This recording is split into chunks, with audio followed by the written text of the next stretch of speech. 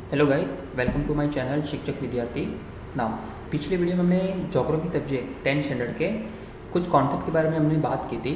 Now आज and उसके साथ ही हम लोगों ने चैप्टर नंबर 2 के लिए स्टार्ट किया था, जिसका नाम था लोकेशन एंड एक्सटेंड। ठीक है, नाउ इस वीडियो में हम बात करेंगे वही ज्योग्राफी की 10th स्टैंडर्ड के chapter number 2 location and extend part 2। ठीक है, तो चलिए शुरू करते हैं। India is located in the northern and eastern hemisphere. ठीक है, अभी हेमिस्फीयर के बारे में हम लोगों ने देखा था। ठीक है, जैसे कि आप यहाँ पर ये आपको दिख रहा है, यहाँ पर लिखा हुआ है नॉर्दर्न हेमिस्फीयर। ठीक है, एंड इसके नीचे जो है वो सदर्न हेमिस्फीयर। देन उसके यहाँ पर राइट हैंड साइड पे ये है आपका वेस्टर्न हेमिस्फीयर एंड उसके नीचे आपका ईस्टर्न हेमिस्फीयर। अभी यहाँ पर जैसे कि ऊपर लिखा हुआ है India is located in the northern and eastern hemisphere. अभी इसको देखने से पहले मैं आपको एक पूछना चाहूँगा कि इंडिया कौन से कॉन्टिनेंट पे है। ठीक है, हम लोग को पता है कि टोटल अर्थ के ऊपर टोटल 7 कॉन्टिनेंट है, उसमें से इंडिया, ये आपको सबको पता होगा कि इंडिया जो है वो एशियन कॉन्टिनेंट के ऊपर है। ठीक है, मतलब यहाँ पर ऊपर जो स्टेटमेंट लिखा हुआ है that India is located in the northern and eastern hemisphere, तो यहाँ पर एक बात तो प्रूफ होती है कि इंडिया जो है वो नॉर्दर्न हेमिस्फीयर में, इट मीन्स कि यहाँ पर। ठीक है, देन अभी देखते हैं कि सेकंड जो चीज़ है वो प्रूफ होती है कि नहीं है। ठीक है, सेकंड चीज़ जो लिखी है यहाँ पर वो है कि India is located in the eastern hemisphere also. अभी सबसे पहले देखेंगे वेस्टर्न हेमिस्फीयर में, तो वेस्टर्न हेमिस्फीयर में यहाँ पर मुझे कहीं पर भी एशिया नहीं दिख रहा है। ठीक है, बट उसके एग्जैक्टली ऑपोजिट जब मैं देखूँगा तो ये यहाँ पर एशिया में क्लियरली दिख रहा है। ठीक है, इट मीन्स कि इंडिया जो है वो नॉर्दर्न हेमिस्फीयर में भी है एज वेल एज इंडिया जो है वो ईस्टर्न हेमिस्फीयर में भी है। ठीक है, वो वेस्ट में एंड साउथ में नहीं आता है। ठीक है, देन अब यहाँ पर it is located in the southern part of Asian continent. ठीक है, अभी जैसे कि आप यहाँ पर देख रहे ये है आपका एशियन कॉन्टिनेंट। ठीक है, जहाँ पर इंडिया जो है उसके साउथ पार्ट में है। साउथ पार्ट में मतलब नीचे जो आप देख रहे जो पिंक पार्ट वो है south part of Asian continent. इसका मतलब आप बोल सकते हैं कि इंडिया जो है वो सदर्न पार्ट में है किसके, एशियन कॉन्टिनेंट के। देन यहाँ पर आपको इंडिया का पूरा मैप दिख रहा है। ठीक है, एंड यहाँ पर आपको इंडिया का लैटिट्यूडनल एंड लॉन्गिट्यूडनल एक्सटेंट के बारे में आपको जानना है। ठीक है, सबसे पहले हम लोग देखेंगे लैटिट्यूडनल के बारे में। ठीक है, अभी लैटिट्यूडनल मतलब हम लोग को पता है, जैसे हम लोग ने मैंने आपको बोला था लैटिट्यूडनल मतलब लेटी हुई लाइन। ठीक है, मतलब आप यहाँ पर जो देख रहे हैं कि ये जो लाइन है इट इज़ योर लैटिट्यूड्स। ठीक है, एंड जब हम बात कर रहे थे हेमिस्फीयर की तो हम लोग ने ये भी देखा था कि इंडिया जो है वो नॉर्दर्न हेमिस्फीयर में है। ठीक है, मतलब कि इक्वेटर के ऊपर है। ठीक है, तो अभी देखते हैं कि लैटिट्यूडनल एक्सटेंट इंडिया का कितना है। अभी जैसे कि आप यहाँ पर देख रहे हैं कि इंडिया स्टार्ट हो रहा है यहाँ से। ठीक है, एंड जब मैं यहाँ पर डिग्री में देखूँगा तो आपको दिख रहा है यहाँ पर 8 डिग्री। ठीक है ना, तो इंडिया का जो एग्जैक्ट लैटिट्यूडनल एक्सटेंट स्टार्ट होता है वो है 8 डिग्री 4 मिनट के साथ। ठीक है, 8 डिग्री 4 मिनट के साथ। ठीक है, यहाँ से स्टार्ट होता है एंड लैटिट्यूडनल एक्सटेंट इसका खत्म होता है यहाँ पर 37 डिग्री 6 मिनट के साथ। ठीक है, तो जब मैं लैटिट्यूडनल की बात करूँगा तो it is start from 8 degree 4 minute north to 37 degree 6 minute north. ये था इंडिया का लैटिट्यूडनल एक्सटेंट। ठीक है, एंड अब हम देखेंगे इंडिया का लॉन्गिट्यूडनल एक्सटेंट। लॉन्गिट्यूडनल एक्सटेंट मतलब कि सबसे पहले लॉन्गिट्यूड मतलब क्या, ऐसी लाइन जो north pole and south pole में इंटरसेक्ट होती हो। एंड हमने ये भी देखा था कि इंडिया जो है वो नॉर्दर्न हेमिस्फीयर के साथ साथ ईस्टर्न हेमिस्फीयर में भी है। ठीक है ना, तो जब ईस्टर्न हेमिस्फीयर की हम बात करेंगे तो यहाँ पर ये मुझे दिख रहा है कि इंडिया जो है यहाँ पर वो 68 डिग्री, ये दिख रहा है आपको 68 डिग्री ईस्ट। ठीक है, तो यहाँ पर इंडिया जो है वो एग्जैक्टली 68 डिग्री 7 मिनट ईस्ट से स्टार्ट होता है एंड ये खत्म होता है यहाँ पर यहाँ पर आप जब देखेंगे 96 एंड, लेकिन 96 के यहाँ पर भी थोड़ा सा बाहर इंडिया का थोड़ा सा एक्सटेंशन ज़्यादा है। ठीक है, तो जब मैं बात करूँगा एग्जैक्ट लोकेशन की तो इंडिया का एग्जैक्ट लोकेशन जो है वो 97 डिग्री 25 मिनट ईस्ट पे ख़त्म होता है। ठीक है, तो इंडिया का जो लॉन्गिट्यूडनल एक्सटेंट है वो स्टार्ट होता है from 68 degree 7 minute east to 97 degree 25 minute east. ठीक है, तो ये था इंडिया का latitudinal and longitudinal extent. Okay, तो ये था इंडिया का longitudinal and latitudinal extent. Now देखते हैं फेडरेटिव रिपब्लिक ऑफ ब्राज़ील के बारे में। नाउ तो सबसे पहले Brazil lies in the South American continent. ठीक है ना। जैसे कि इंडिया जो था वो एशियन कॉन्टिनेंट के अंदर आता था, वैसे ब्राज़ील जो है वो साउथ अमेरिकन कॉन्टिनेंट के अंदर आता है, ठीक है। देन यहाँ पर आप जैसे देख रहे हैं कि ये एक पूरा साउथ अमेरिकन कॉन्टिनेंट है, जिसमें जो लाइट ग्रीन वाला पार्ट है पूरा, ये है आपका ब्राज़ील, ठीक है। Then some part of Brazil lies in the northern hemisphere while most of it lies in the southern hemisphere, ठीक है।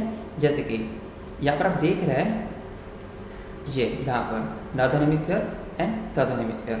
अब जैसे कि ये आपका साउथ अमेरिकन कॉन्टिनेंट, जिसका थोड़ा सा पार्ट जो है वो नॉर्थ हेमिस्फीयर में भी है एंड ज़्यादा करके मोस्ट ऑफ जो पार्ट है ये आपका साउथ हेमिस्फीयर में है, ठीक है।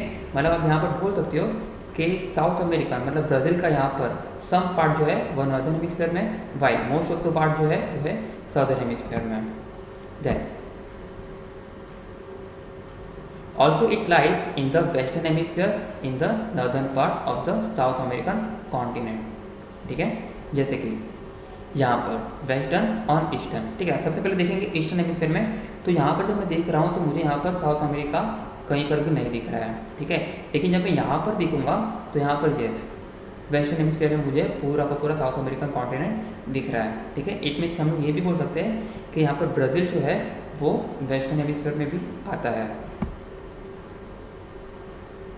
Then historical background of India. सबसे पहले India was under the British rule for almost 1.5 century, ठीक है ना। अभी सेंचुरी का मतलब आपको पता होगा कि 100 ईयर्स, ठीक है, 100 ना। तो यहाँ पर इंडिया जो था वो 150 साल तक, ठीक है, मतलब 1.5 सेंचुरी तक वो किसके अंडर था, ब्रिटिश रूल्स के अंदर, मतलब आपको पता होगा कि अंग्रेजों के रूल के अंदर, ठीक है। उसके बाद जाके हमको हमारी इंडिपेंडेंस मिली थी। Then India got its independence in the year, ठीक है। आई होप सबको कौन सी ईयर में हमें इंडिपेंडेंस मिला था, कौन सी ईयर में हम लोग को आज़ादी मिली थी, आई होप सबको पता होगा, ठीक है। अगर पता नहीं है तो आप देख सकते हैं। India got its independence in the year 1947, ठीक है। Then despite facing several problems like wars, famine situation in various part of similar issue after independence, India is a major developing country in the world, ठीक है ना। Despite facing some problem like wars, अभी यहाँ पर despite का मतलब होता है कि इतनी मुश्किलों के बावजूद, ठीक है, कि मतलब बहुत सारी प्रॉब्लम्स हुआ करती थी पहले, ठीक है, जैसे कि वॉर हुआ करता था, ठीक है। देन फेमाइन सिचुएशन, फेमाइन का मतलब आपको पता होगा कि एक ऐसी कंट्री में मतलब जब फेमाइन सिचुएशन आती है इसका मतलब कि वहाँ पर खाने पीने के लिए कुछ चीज़ें होती नहीं है, मतलब एक तरीके से आप बोल सकते हो कि जैसे कि दुकाल की बोलते हैं ना, लाइक ड्रॉट की सिचुएशन, जहाँ पर पीने के लिए पानी नहीं होता है। देन अगर पीने के लिए पानी नहीं है तो बट ऑब्वियसली एग्रीकल्चर नहीं होगा, एंड अगर एग्रीकल्चर नहीं है तो खाने के लिए भी कुछ नहीं होगा, ठीक है। तो ऐसी सिचुएशन को हम लोग बोलते हैं फेमाइन सिचुएशन, ठीक है ना। तो वॉर एंड फेमाइन सिचुएशन के बावजूद भी इंडिया जो है अभी वर्ल्ड के कंपेरेटिवली थोड़ा सा डेवलपमेंट की ओर आगे बढ़ रहा है, ठीक है। अगर आप इंडिया को कंपेयर करोगे मतलब पहले के ज़माने से अभी, ठीक है, तो अभी हमारे पास हम लोग इतना भी मतलब बैकवर्ड नहीं है, हम लोग थोड़ा सा मतलब डेवलपिंग की ओर जा रहे हैं, ठीक है। आज जो इंडिया की जो रेपुटेशन है वर्ल्ड के अंदर वो थोड़ा सा हम लोग आगे ही है, ठीक है। Then India is consider to be a global market too, ठीक है। ग्लोबल मार्केट इसलिए कि इंडिया में जो ट्रेड सेक्टर है वो बहुत तेज़ी से आगे बढ़ रहा है, ठीक है। जो बिजनेस सेक्टर है वो बहुत ही डेवलपिंग हो रहा है, ठीक है। इंडिया में बहुत सारी पॉलिसी भी आई है जो हमारी गवर्नमेंट ने निकाली, that is a make in India, then startup India, ठीक है। ऐसी पॉलिसीज़ के अंदर बहुत सारे गवर्नमेंट भी हम लोग को हेल्प कर रही है, ठीक है, कि यहाँ का जो सिटीजन है ये बिजनेस करे, ये ट्रेडिंग करे, एंड जितना हो सके उतना अर्निंग अपनी बढ़ाए, ठीक है। जितना क्योंकि जितना ज़्यादा इंडिया की अर्निंग बढ़ेगी उतना ही ज़्यादा इंडिया की इकोनॉमी डेवलप होगी, ठीक है। एंड बहुत सारे ऐसी फॉरेन कंट्रीज भी है जो इंडिया में आके इन्वेस्टमेंट करना चाहती है एंड इंडिया में आके अपना बिजनेस सेटअप करना चाहती है। इंडिया में ऑलरेडी बहुत सारे बिजनेस सेटअप ऑलरेडी है, जैसे आपको पता होगा कि जैसे कि पेप्सिको कंपनी, ठीक है, जो इंडियन बेस्ड कंपनी नहीं है, देन टू वो अपने प्रोडक्ट इंडिया में मैन्युफैक्चर करती है एज वेल एज इंडिया में बेचती भी है, ठीक है। ऐसे ही बहुत सारी फूड चेन्स कंपनी भी है, रेस्टोरेंट भी है, बहुत सारी मैन्युफैक्चरिंग कंपनीज है, बहुत सारी सर्विसेज कंपनी है, बहुत सारे बैंकिंग सेक्टर जो है जो बाहर की कंट्री से बिलोंग करते हैं, but then to just for earning वो इंडिया में आकर अपना बिजनेस सेटअप करते हैं। Then because of various economic reforms from time to time India economic develop has placed, ठीक है। ये अभी आप देखेंगे तो इंडिया में बहुत सारे इकोनॉमिक पॉलिसीज आई है। Economic policies in the sense like होता है ना कि एक ऐसी पॉलिसीज जिसकी वजह से इंडस्ट्रियल जो होते हैं, ठीक है, जो बिजनेसमैन होते हैं, ठीक है, उनको हेल्प मिलती है। जैसे कि स्टार्टअप इंडिया था। स्टार्टअप इंडिया के अंदर बहुत सारे यंगस्टर्स जिनके पास स्किल्स है, टैलेंट है, ठीक है, but just because of money problem की वजह से वो अपने आइडिया को इम्प्लीमेंट नहीं कर सकते थे। तो स्टार्टअप इंडिया के अंदर गवर्नमेंट ने उनको हेल्प किए, मॉनिटरी हेल्प, ठीक है, कि आप अपना आइडिया लेकर आओ, हम आपको पैसे देंगे, हम आपको फंड्स प्रोवाइड करेंगे, जिसकी वजह से उनका भी डेवलपमेंट होगा एज वेल एज कंट्री का भी डेवलपमेंट होगा। इट मीन्स के ओवरऑल इंडिया की इकोनॉमी को बूस्टअप मिला है, ठीक है। Then the proportion of youth in India population is high. Yes, हम सबको पता है कि इंडिया को हम लोग एज अ यंग कंट्री भी हम लोग डिनोट करते हैं, क्योंकि इंडिया में जो यंग पॉपुलेशन है वो सबसे ज़्यादा है, ठीक है। देन यहाँ पर आप अगर देख रहे होंगे तो यहाँ पर शेयर ऑफ द पॉपुलेशन, ठीक है, देन यहाँ पर आपको नीचे आपको कितने ईयर्स की जो पॉपुलेशन है यहाँ पर आपको दिख रहा है, जैसे कि इन द ईयर 2006 में, ठीक है, ये जो ब्लू कलर है it denotes the age between 0 to 14 years, ठीक है, कि मतलब 2006 में 32.43% जो थे वो इतने एज के अंडर आते थे, ठीक है। देन उसके बाद में 15 to 64, ये आप देख रहे हैं 62.72%, मतलब मेजोरिटी जो परसेंटेज है वो यहाँ पर यंग का है, यंगस्टर्स का है, ठीक है, एंड वो ईयर बाय ईयर इंक्रीज ही हो रहा है, कहीं पर भी वो डिक्रीज नहीं हुआ है, ठीक है। In the year 2016 it was 66% and in the year 2020 ये ऑलमोस्ट इससे भी ज़्यादा होगा, ठीक है। Then because of this forms of major part of working population, India is look upon as a young country, ठीक है। अभी बट ओबियसली जो यंग की पॉपुलेशन ज़्यादा है इंडिया में, तो बट ओबियसली यंग अगर ज़्यादा है तो यहाँ पर यंग की अर्निंग भी ज़्यादा होगी, ठीक है। तो इसलिए अर्निंग ज़्यादा होने की वजह से इंडिया की इकोनॉमी को भी एक तरीके से अच्छी खासी हेल्प मिल जाती है, एंड यंग पॉपुलेशन ज़्यादा होने की वजह से इंडिया को हम लोग एज ए यंग कंट्री भी बोल सकते हैं। Then historical background of Brazil now, तो यहाँ पर for more than 3 centuries Brazil was under Portuguese rule, ठीक है। इसका मतलब कि जैसे इंडिया में 150 साल तक, मतलब 1.5 centuries तक जैसे कि ब्रिटिश ने रूल किया था, वैसे यहाँ पर ब्राज़ील के अंदर 3 centuries मतलब 300 साल तक वो लोग पोर्तुगीज़ के अंदर थे, मतलब उनके रूल्स एंड रेगुलेशंस के अंदर वो लोग अपना लाइफ स्पेंड करते थे। Then Brazil gain its independent in the year 1822, मतलब इंडिया के कंपेरेटिवली ब्राज़ील ने बहुत ही पहले अपना जो इंडिपेंडेंस था वो उन्होंने हासिल कर लिया था इन द ईयर 1822, ठीक है। Then from 1930 to 1985 for more than half century it was under the populist military government, ठीक है, मतलब 1930 से लेकर 1985 मतलब के मोर देन 50 ईयर्स, ठीक है, ये लोग जो थे वो पॉपुलिस्ट मिलिट्री गवर्नमेंट के अंदर थे। अभी पॉपुलिस्ट मिलिट्री गवर्नमेंट मतलब कि ये मिलिट्री का रूल्स, ठीक है, मतलब कि मिलिट्री जैसे बोलेगी वैसे ही वहाँ के सिटीजन्स को करना है, ठीक है, मतलब कि अगर वो हाँ बोल रही है तो आपको भी हाँ बोलना है, अगर वो ना बोल रही है तो आपको भी ना बोलना है, मतलब कि वहाँ के सिटीजन्स के पास कुछ भी पावर नहीं था, जो भी पावर था वो वहाँ की मिलिट्री के पास ही था, ठीक है। उसके बाद जाके उन लोग ने अपना जो पूरा जो रिपब्लिक था वो उन्होंने हासिल किया था, मतलब टोटली उन लोग ने फ्रीडम हासिल की थी आफ्टर द ईयर 1985।